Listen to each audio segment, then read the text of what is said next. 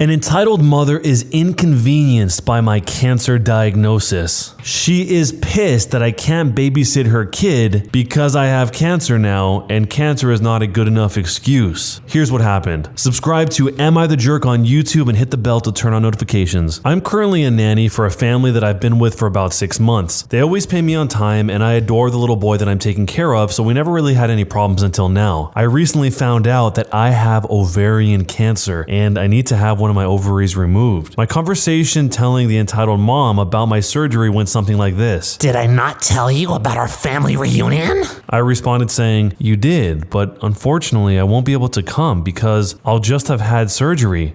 Well, you'll need to reschedule then. I'm not gonna do that. We've had this plan for months. You need to be there to help. I'm sorry, but I won't be able to be there. Are you kidding? No. I'm not sure how much I trust leaving my child with you if you don't care enough to be there for our family when we need you. I care about him a lot, and I hope I have shown that over the last few months working for you. The entitled mother huffed and stomped off. Grandma just showed up and said that the entitled mother called her to relieve me for the day, and she'd like me to come early tomorrow to have a family meeting. Jumping into the future, here's the family meeting update. I went in an hour early for a family meeting with the entitled mother and her husband to discuss what happened yesterday. Were you able to reschedule so you can come to our family reunion? No. Like I told you yesterday, I can't reschedule. Then the husband jumped in and said, what are you having to reschedule? Maybe we could give you some paid time off before the reunion so you can take care of whatever it is and come out with us. Having you there would really help out. We already made plans in the evening with friends, so we need you to watch the baby. Unfortunately, I can't reschedule. Like I told you yesterday, I am having one of my ovaries removed because I have cancer. The husband said, oh my God, I'm so sorry to hear that. You're what, 25 years old? People don't get ovarian cancer that young. What's the real reason you can't go? The husband said, now hold on, entitled mother. People can get cancer at any age. I said, I'm not lying. And why would she lie? No! The husband asked, what do you think the Make-A-Wish Foundation is for? Children with cancer. You can get it at any age, entitled mother. Well, how was I supposed to know that? I just thought she didn't want to go and she was trying to get out of it. Oh, Nelly, entitled mother. What? OP, I am so sorry. Thank you for all you do with our baby. We know how much he loves you. I care a lot about the baby, and I've really enjoyed working for y'all, but the incident yesterday was unprofessional and upsetting. Next Friday will be my last day working for y'all. If you find someone to replace me before then, I'd be happy to train them. What? Oh, I see. You're just going to quit? Entitled mother, stop.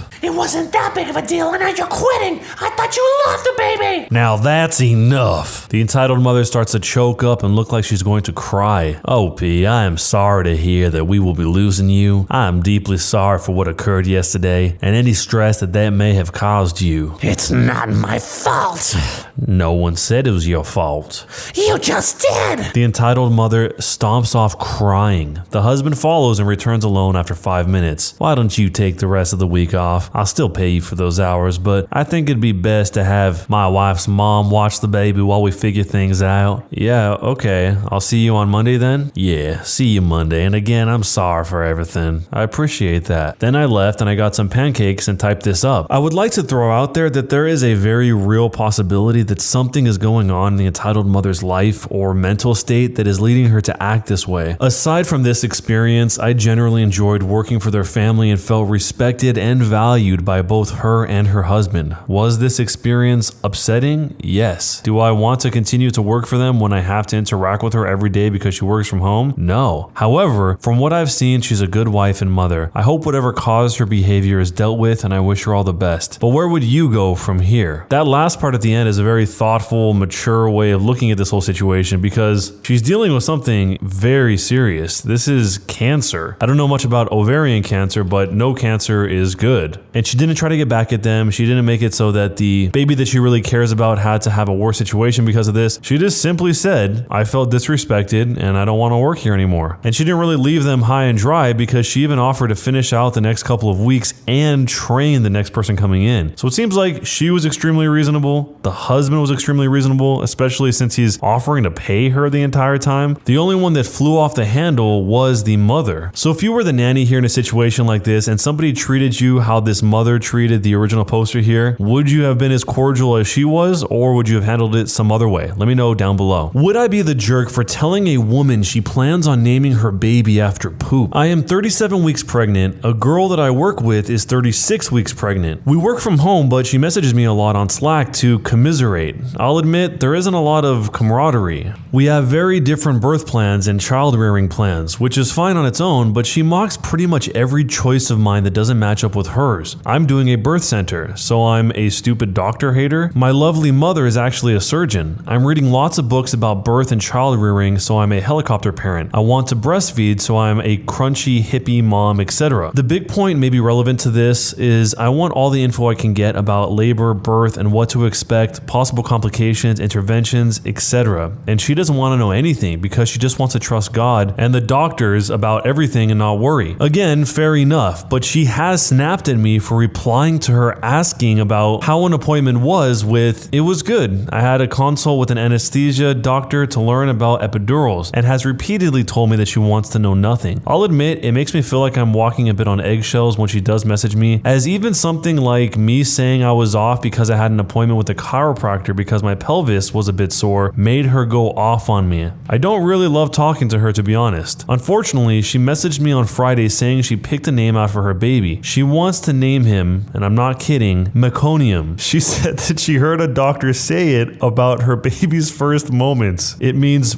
first poop, and she liked the sound of it. I told her to Google it to see if it had any cool meanings, and she said she wasn't going to because she hated Google and Googling names ruins them because there is always somebody who doesn't like it. I really hope there is someone in her life who will let her know because I know she is very sheltered. I don't feel it's my place because I feel telling her that it's a medical term for a baby's first poop will probably be breaching the boundary that she sets of never wanting to hear anything, and it is something that can cause complications, etc. So getting her to look it up would be going against her wishes. To not know anything bad that could happen, etc., which I don't want to do. I also think that maybe knowing she's planning on naming her baby after poop maybe warrants an intervention. Would I be the jerk if I told her? Should I just mind my own business? I feel like maybe if we were better friends it would be okay, but as our stated relationship is not very friendly, am I the jerk? So jumping into the future, there is an update. I have been gray rocking for quite some time and trying to limit contact. One word or short answers, super delayed responses, etc. But I was advised by a friend that as I am a bit higher in the chain of command, fully not responding to her might cause me some issues with HR and me creating a hostile work environment. So I'm just holding on for maternity leave and then I will be free of her. I also appreciate knowing that this is apparently an urban legend, but unfortunately it's a very real soon-to-be legend in my life right now, and I'm pretty sure if she won't even Google the name, she probably has no idea what STOMPS is. So I appreciate the info, but it's not really helpful for my situation. And lastly, the final update. So I think even though most people are saying I wouldn't be a jerk for telling her, I am actually going to stay out of it unless she brings it up again before I go on my leave, because there have been some good points about shooting the messenger, etc. And I do kind of want to just continue my gray rocking. So am I the jerk for not telling this woman that she is about to name her baby after poop? These stories get more and more wild by the day. The problem here is that it doesn't really have anything to do with the lady, it's the kid that's gonna have to live with that for his whole life. And this kid is innocent. Once people in a school figure out what his name means, he's probably gonna be bullied and picked on for a long time. Apparently there are quite a few poop names that I didn't even realize, if this is even true. Melina, the name, if you look up the definition of it, it's black tarry stool that has been acted on by gastric juices that is a sign of bleeding in the upper digestive tract. And this one isn't a poop name, but supposedly KIKI is Tagalog slang for female private parts. I've definitely heard of people naming their baby placenta because they like the sound of it, but let me know if you guys have heard of any other names that have meanings like this. And if you were the original poster here, would you tell the coworker what she's about to name her baby or not? Let me know down below, jerk or not, and why. Am I the jerk for not telling my mom about my performance enhancing blue pill? For you guys to be able to give an accurate judgment of jerk or not a jerk, this story requires some backstory. Let me start off by saying I love my mom. My mom is awesome and I wish her no ill will. However, my mom is nosy as heck. When I was growing up, she was the typical read your diary, go go through the nightstand, read your text kind of mom. It was all kind of chalked up to overprotective parenting. The situation got unbearable for me in college. My freshman and sophomore year, I went to a community college and I lived at home. My parents had just gotten divorced. And like many other males, I was feeling sensations of friskiness. In my friskiness, I went to the doctor and found out that I had contracted the clap,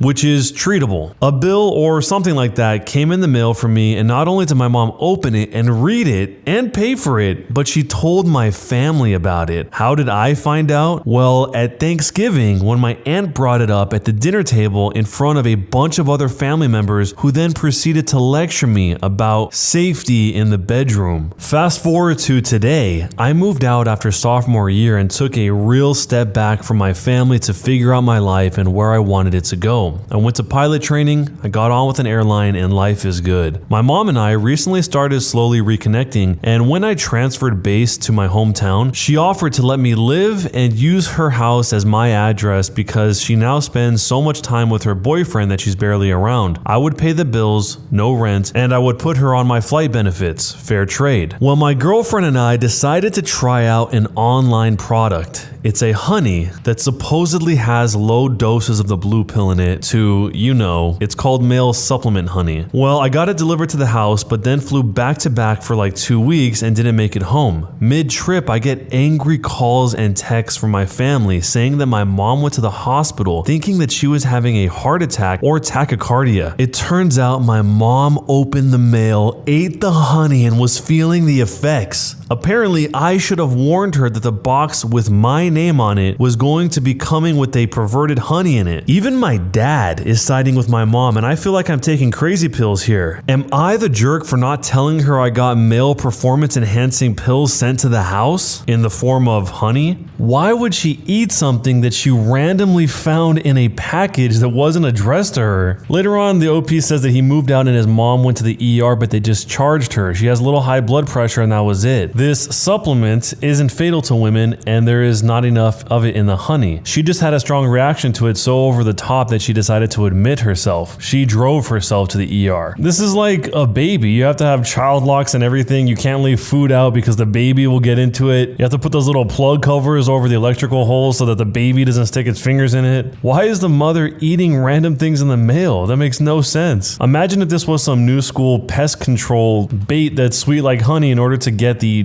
bugs and ants and everything to come out to try it before they die, and then the mom just ate it. Somebody suggested one of those glitter bombs to stop this, so every time the mom opens the mail that's not for her, it just explodes with glitter all over, which honestly would probably be a lot better than having to go to the ER. So if this was your mom and you were taking the blame for sending her to the ER, how would you handle it, and jerk or not a jerk, and why? Am I the jerk for using my wife's $400 hairdryer on my nards? 35-year-old male here, and my wife is 32. She bought herself this awesome hairdryer from Dyson last month, and she paid over $400 for it. This is easily the coolest hairdryer I've ever seen. It's silver/purple, and it has this really cool design. It reminds me of the plasma rifle from Halo. It's super quiet as well. You can dry your hair in stealth mode. I was so impressed by this dryer that I asked my wife if I could use it too. She said I could use whatever I wanted, and it was good that I use it to better get our money's worth. I started using it every morning after my shower to dry my hair instead of just towel and air drying like I used to. I have short hair, so it only took like a minute to dry, but I still felt like I wasn't getting much use out of it, so I started experimenting. I started drying my armpits. It makes applying deodorant much nicer, and I started drying down below. Side note, 100% do recommend. Without going into much detail, it just feels a lot more hygienic throughout the day. This morning though, my wife walked into the bathroom after my shower and saw something that she perhaps wasn't meant to see. For the record, I did not intend for her to come in, but I didn't have the door locked. I had 1 foot on the floor and 1 foot on the counter. The hairdryer in hand pointed towards Venus and Earth. I may have also been humming the Halo theme. My wife freaked out and was like, "What are you doing?" I stopped and reminded her that she said I could use the dryer whenever I wanted. She countered with saying that she didn't say that I could use it that way. So I'm not sure if my wife has a point here. I definitely did not explicitly state how I was going to use a dryer, but there was no conversation of limitations beforehand. So am I the jerk? So how exactly does using a hairdryer for this purpose make any difference? The hairdryer doesn't know what it's blowing air towards. It's not like you're physically touching where the air comes out or there's any type of contact contact at all, so I can't understand what would make her so upset other than the general concept of it.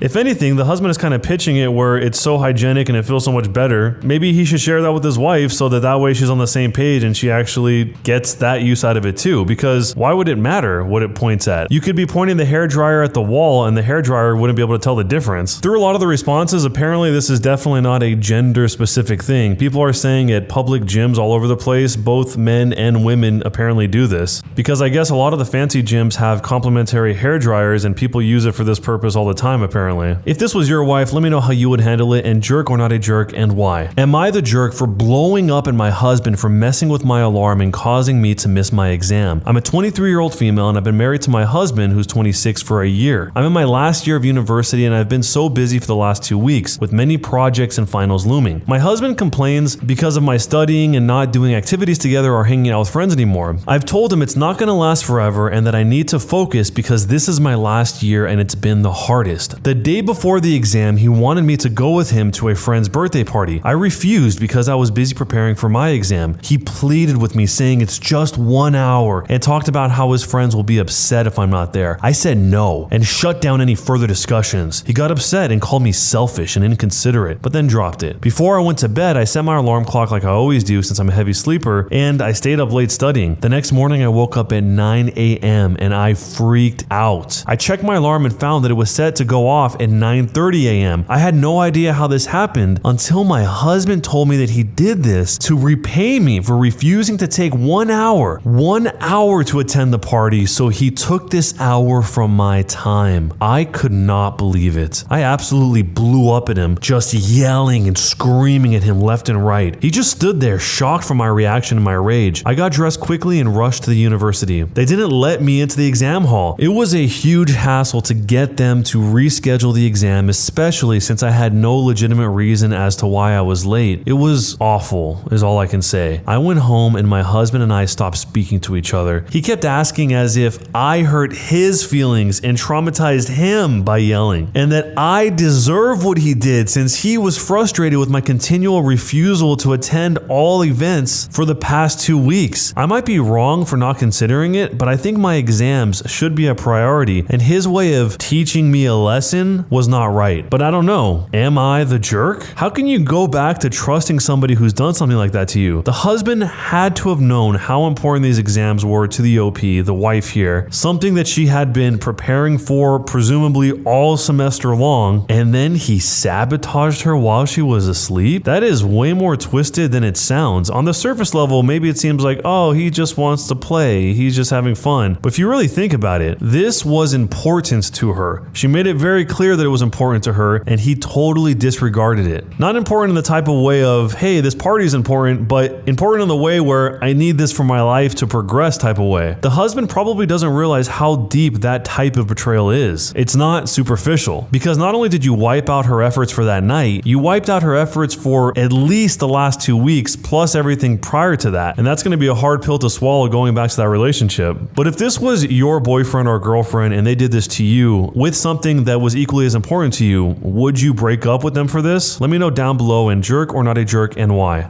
When you subscribe, make sure to hit the bell to turn on notifications. To finish listening to all the stories in this series, use the playlist at the top of the description. And next time you live stream, use the cream of the crop music. Search for Cream of the Stream on Spotify or whatever music platform you use for copyright-free music to use for your stream. It's free. Cream of the Stream. Either way, thanks a lot for listening. We'll see you guys next time.